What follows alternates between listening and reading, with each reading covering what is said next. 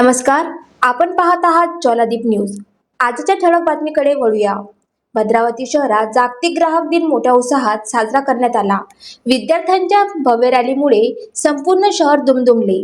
जागो ग्राहक जागो अशा घोषणांनी वातावरण भारावून गेले। जिल्हा परिषद तथा कनिष्ठ विज्ञान महाविद्यालय भद्रावती येथे ग्राहक पंचायत महाराष्ट्र शाखा आणि तहसील कार्यालय यांच्या संयुक्त विद्यमाने या कार्यक्रमाचे आयोजन करण्यात आले होते।